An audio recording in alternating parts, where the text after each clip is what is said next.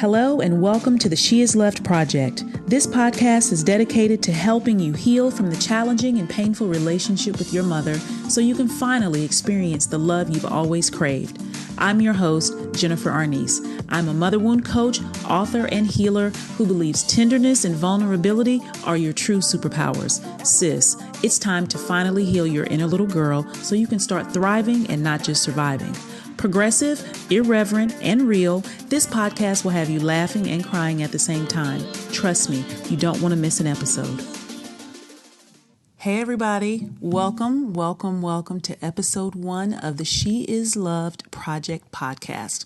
I am your host, Jennifer Arnice. As I said in the intro, I am a mother wound coach, author, and healer, and I'm here to have an ongoing conversation, a very transparent, vulnerable, ongoing conversation about a topic that has been brushed under the rug, so to speak, for a very long time in the Black community. And I have never been one who liked brushing things under the rug, and I hate the elephant in the room. So we are going to tackle this head on every week. What are we talking about here, Jennifer? You ask. I am talking about the toxic and challenging relationship between Black women and their mothers. It's funny because the obedient little girl in me is really nervous. Like I'm exposing secrets. I'm exposing myself. I'm exposing my mother. I was taught, in a lot of, in the Black community, what happens in your house stays in your house and you don't tell our business and whatnot. And I think that's one of the biggest problems with the mother wound in the Black community is we don't talk about it. And because we don't talk about it, it just sits there and grows and it causes so much pain generation after generation after generation. You risk a lot when you speak up, when you speak truth to power, when you say things that people don't want to hear, when you expose secrets and people and you pull back the curtain, it is scary as hell. So even though I do this in my coaching practice, I do it on social media and on my YouTube channel. For some reason now with the podcast, it's like, ooh, girl, you gonna get in trouble. But I never have shied away from some trouble. So I am so excited to be here and to bring this topic to a forefront and to invite you all to enter in to the conversation with me. So I talk about this topic because I know it so personally. And in episode 2, I'm going to tell my own mother wound story. But I wanted episode 1 really to set the tone for what you guys can expect from me, what you can expect from this podcast. And it is, like I said, transparency and vulnerability. Because really, and I told my therapist this, like, that's what I want to be able to do. I want to feel safe enough to be tender. I want to be safe enough to speak my truth no matter what and know that I still deserve to be loved, even if it rubs people the wrong way. And so this podcast is, while it's for you guys, it's also for me, right? Everything I do, and I always talk to my community about this, if I've gone through it, I know I'm not the only one, right? So why is it so important to hone in on this very specific topic? It's because I dealt with so much pain growing up because of the relationship with my mother. And I felt like I was the only person going through it. I thought I was crazy. I didn't feel like there was anybody I could talk to. I didn't think anybody related to me. And so I suffered in silence for so long. It affected so many parts of my life. And what I came to realize was The only thing that keeps us in bondage is when we don't share, because that's where shame lives. I love Dr. Brene Brown, and she talks about shame versus sharing. And the only thing that gets rid of shame is sharing. So that's why I said when I do this work, it's continually healing for me. But as I share, I believe I'm also helping to lift the veil of shame for everyone who hears me discuss this topic. And I know the crippling effects of shame. My God. Like, I know what it feels like to feel broken, to feel isolated and alone, and to basically have turned on your own self, not to trust yourself, not to love yourself, not to value yourself, and to go as far as to be completely loathing of yourself and believe that you don't deserve love, right? And I don't want anybody to go through that. I know what that's like. And I've always said, if I can prevent anyone from going through half of the stuff that I've gone through, my life is a testimony, right?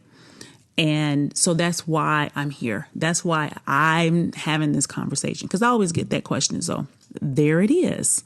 So let's jump right in and get into the goodies, because I want to talk about a few things.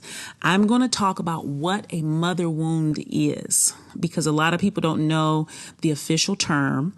I'm going to talk about how the mother wound shows up for Black women differently and why we need a space specifically for us. And then I'm going to talk about how it affects our life, how it shows up, which is just going to give more evidence to why this topic is so important and why we have to have it on an ongoing basis. So let's jump right in. So what is a mother wound exactly, right? I'm going to read this definition and then I'm going to add into it. The mother wound is the pain, wounding, and trauma that is carried by a mother due to her not having autonomy, physical, emotional, and mental autonomy over her life because she's a woman. And then that trauma is inherited and passed down to her children. And her daughter generally gets the brunt of it. So yes, men can have a mother wound, but because girls are the reflection of their mother, they usually get hit the hardest with the mother wound. So if you were one of those girls who grew up and your mother was really, really hard on you, but your brother could get away with anything, that is textbook mother wound parenting, textbook. And that was my life. And I'm going to save that for another episode. This is a gender-based wound, and it is caused because a woman is believed in society not to be capable of making decisions for her own life. She's not seen as an equal counterpart in society. And so there is a wounding and a trauma that comes with that because it is extremely oppressive. Just think about it, even though we, for all of the equality we have right now in this country and in different parts of the world, when you look at it, it's really shitty, right? That women are looked down on in a lot of ways just because they have a vagina. Like it's just retarded, right? So imagine what it was like in the 70s and the 50s and the 1800s for women who couldn't inherit land. They couldn't work outside the home. They couldn't divorce their husband. They couldn't press charges if they were abused. All these different types of things that create a trauma in a woman. And then it informs how she parents her daughter, because you go from having no autonomy, right? Or you don't have equal autonomy. But when you become a mother, you are the supreme autonomy. So you don't feel like you have control over your own life, but here you are. Now you have to be in control of somebody else's life. And so I just really want you to let that sink in, how traumatic parenting can be in that way, right? Especially when you have a daughter, because it's like, oh, I know what I didn't get to experience because I'm a woman and what that pain was like. And so here I am with a daughter who I love more than life itself. And I'm going to have to break her heart in some way to give her the harsh reality of this world before the world breaks it. Okay, so now that we have it cleared up about what a mother wound is, let's get into what a Black mother wound is. The basis of this wound is gender-based, right? The trauma of being a woman in society, and take the trauma of being an African American woman or an African woman, and the trauma there, the racism and the patriarchy that a woman has to contend with. And this is why I'm always having this conversation, because I always get emails from non-Black women who are like, I resonate with your work so much. I love what you're doing. And, it can help all women, not just Black women. And I get that. And y'all are welcome to listen. Okay. You're welcome to glean from all of this. But there is a very specific type of trauma when it comes to being a Black mother. And it is rooted in colonialism. It is rooted in chattel slavery. And it is so painful in a way that, in my opinion, in general, white women don't get. Now, I have talked with women of color in other cultures where the women are treated very oppressively. And there's a lot of similarity. There's a lot of similarity there. I'm never wanting to minimize or dismiss anyone's experience. And at the same time, it's so important for Black women to have a space for them where they can heal. There are so few spaces where our story is centered. And so that's why it's so important that we really discuss this element of race and colonialism and systematic racial oppression and how it impacts how Black women and African women mother. It's crucial because there are several different types of mother wounds, right? And I'll talk about those in another episode. But the Black mother, she needs her own category. And usually she falls into the strong Black woman archetype. So what does that look like? Hyper independent, doesn't need anybody, always there for others, denies herself, emotionally shut down, not the best at romantic relationships, seen as a martyr, doesn't take time for herself. If you look at that, and this is what, it irks me. I get emotional when I talk about this. I get hurt. I get pissed, all of this shit, because this whole archetype of the strong Black woman, really, we're now acting, in our community like it's a good thing. Like, oh, this is how I put it. She does too much and asks for too little, right? Always giving, never receiving. And now this has become the picture of virtue of what a good woman is, right? But really, she's a traumatized, hurt, wounded woman. And it affects her daughters in such a way because the mother is the reflection. The daughter looks up to the mother. So she sees this as how she should be as a girl, as a teenager, and as a woman, and as a mother. So you can see through the generations how this type of survival parenting, how this wounded parenting passes itself down and it stays so embedded in our culture. And don't let me even get started on how Christianity plays a part, because the colonialized church has done a number on the Black woman and the Black family, that you are supposed to be Jesus. You're just going to die on the cross and don't ask for anything, and you will get yours later, and you really shouldn't be treated as well as everybody else. And that's some bullshit. And it's so entrenched in us, right? Just take it to Christ, take it to the altar, take it to the Lord. No, you need to take it to your therapist, right? This low expectation of how our life should be on earth and it'll all get better when we go to heaven is some bullshit that they taught slaves a long time ago. And we're still living in those lies today. And the impact that it has on how Black women parent their children and their daughters specifically is heartbreaking, because it's so brutal, right? And it's one of those things that's insidious, because one of the things they talk about with the mother wound is having a mother who is physically there. Physically, she is there, but emotionally, she is gone.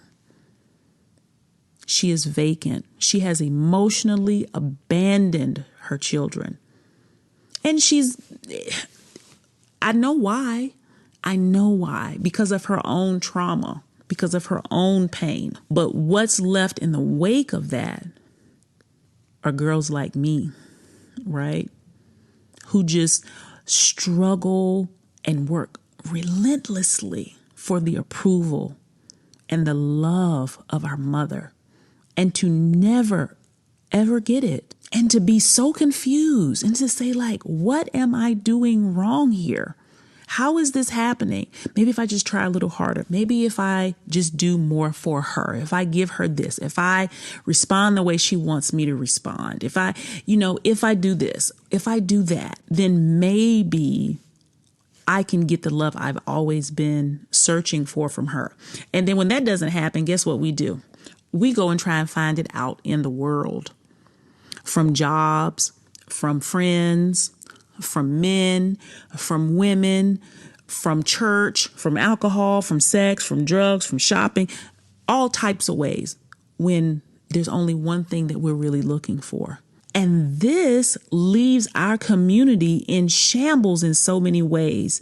And when we talk about the Black woman being the centerpiece of the Black family, it is no joke. And that's why this conversation is so important, because like I always say, when Black women heal, everybody heals, because everybody benefits from a Black woman being healed. Everybody benefits from anything that a Black woman does, right? But we don't heal for them, we heal for us. And it's just natural that our amazing, spectacular energy and light is shed on everyone else. I hope I didn't go off on a tangent talking about the racial piece when it comes to the mother wound, and why I don't just talk about the mother wound, I talk about the Black mother wound specifically. Okay? Another question people ask me often is, what are some signs of a mother wound? How do you know if you have one, right? Because I do feel like the mother wound, there's a spectrum. You may have had a physically abusive, drug addicted mother who left you on a doorstep somewhere. That is one extreme. And then you have a whole other extreme on the other end of a mother that you saw every day. You talk to her on the phone. Your lives are enmeshed together and you consider her one of your best friends. But deep down, something is off and you know it. But again, like I said in the beginning, it's one of those things that has never been talked about. It's just the elephant in the room. And because how you've been socialized, you don't feel the comfort to even bring it up or really discuss it and try to get to the bottom of it, because everybody's acting like everything is so perfect. which no family is perfect. So let's just get that out of the way. How do you know if you have a mother wound? These are the telltale signs for Black women who have mother wounds. Hyper independent. You don't need nobody. Remember the strong Black woman I was telling you about? That's you, right? And not only are you hyper independent, you are extremely self-critical. You don't think anybody can get the job done but you, but then you turn around and you don't think that the job that you're doing is ever good enough. So there's this constant tension and frustration and exhaustion that you're going through because you need help, but you don't believe you deserve help and you don't think there's help available to you. And so you just go in this cycle over and over and over again. That is one of the biggest telltale signs. And because of that, the other thing that happens is you lack emotional vulnerability. That's why you can't ask for help. All of these things are rooted in 3 core wounds: abandonment, rejection, and shame. So one of those 3 ways were how you were wounded by your mother, and they still have created this space in you where you don't feel safe. And so you've learned to protect yourself, and that's how you do it. You don't let anybody help you, and then you think that you should be a superlative at everything. So you're just working hard to make it look like you don't need any help. And then when people don't offer you any help, you get an attitude. But it's all goes back to that lack of safety. So you're hyper independent. You're hyper self-critical. You lack emotional vulnerability. And when you lack emotional vulnerability, you really don't have access to your full emotional palette. You usually are mad or happy. You don't really know confusion or nuanced emotions. If you go through an emotional scale, right? You're not really able to feel things in a full way because you don't feel safe. You don't even feel safe with yourself. You don't even trust your emotions enough to allow them to just be in the space. These are the main characteristics of someone who has a mother wound. And it's very typical, especially in the Black community, when you start talking about the Black mother wound, because this is a lot of times the example that we've been shown by these strong women in our families. And we're having this conversation because the only way we can break out of it is to talk about it. We have to get out of the stigma of believing that I can't talk about my mama, that we are disrespectful if we disagree with our mother, that we have to wait until she dies before we can heal, or we can be ourselves and live in our full truth. Because this is again what makes the Black mother wound specific and different for us. We are taught that we have a debt and that we owe her. We owe her for everything that she has done. And so how do we repay her? We repay her by doing whatever she says and being whoever she thinks we should be. And I'm here to say, you don't owe your mother anything. You can't owe somebody something, because a debt is something you can pay back. But if you can't pay it back, then it's not a debt. Our parents made a choice to have us. They were responsible for us. It's just the objectification taught to us through systematic racial oppression that we owe somebody something for bringing us into this world when we didn't ask to be here. And it's just so crazy how many of us have bought into this, that I owe her. She did this for me. She did that for me. You were her child. She was your mother. That's what she was supposed to do. right? And that goes back to the archetype of the Black mother, where she's on a pedestal and she's been martyred so much that we can't even see her as a human. So we've even objectified the Black mother, but I'm not even going to get into that today because that's a whole nother series. But what I want you to understand is there is no debt, and it's going to take a while for that. And this is the crazy part about this conversation about healing the Black mother wound and about exposing and pulling back the curtain is we all know it's happening. But the shame of having a mother who isn't loving towards us, it makes us feel so less than. And who wants to talk about that? Who wants to expose that? Because our own wounded inner child feels like it's our fault, and we think that we've done something wrong. I have clients in their 30s and 40s and 50s who are out here believing that they are broken because their mother couldn't love them adequately, and that somehow it's their fault or something they should have done differently to change it. And listen, I'll be damned if I am going to let that just ride. We can't do that. And I want you to understand that it's not your fault, that you're not crazy, and that everything that happened, I believe it, and it's real. And if you've been waiting for the validation, here it is. Everything that you say happened, that shit happened. And it was wrong, and she was wrong, and she still is wrong. Whether she admits it or not, whether your family admits it or not, she's dead ass wrong. And we have to begin having this conversation. We have to open it up because we are struggling. So many Black women are out here emotionally crippled. And it's affecting every area of their life. It's affecting every area of your life, your romantic relationships, your career, the relationship you have with your body, with your children. You are disconnected from your purpose because of this wound. So how can we not talk about it? We have to talk about it, and you're going to have to get comfortable. Right? You're going to have to get comfortable hearing these things. You're going to have to get comfortable talking about it. Because that's the only way we're going to turn the corner. And I'm okay, being an example right now of I know it gets better. And I'm here to hold your hand through that process, sis. Trust me, you are not alone. I will not allow you to be alone. I will not allow you to believe or feel that you're alone because we've already been through that. I know how much it hurts.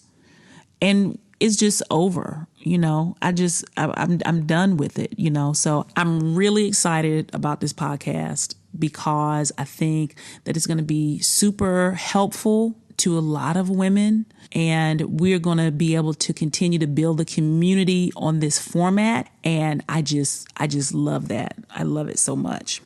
If you're ready to start investigating and opening up this conversation and getting to know who you are and giving yourself permission to feel what you're feeling and dive deeper into this, go to my show notes and there's a download there where you can start working through this process. So when it comes next week, you're even better prepared for what's next. I love you guys. I gotta go. I need to make a Target and a TJ Maxx run because I'm redecorating my living room and my child is gone. So I got a little bit of time to myself. So for all the moms out there, you know what it's like to be able to go to TJ Maxx and Marshalls by yourself. So I'm going to leave y'all with that, and I will see you guys next week.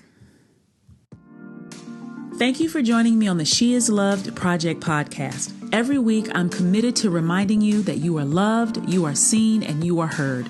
If you found value in this episode, please subscribe, rate, and review it on iTunes and your favorite platforms. And if you're feeling really supportive, click the link in the show notes and consider supporting me via Patreon. This community support goes a long way. Thanks so much and see you next week.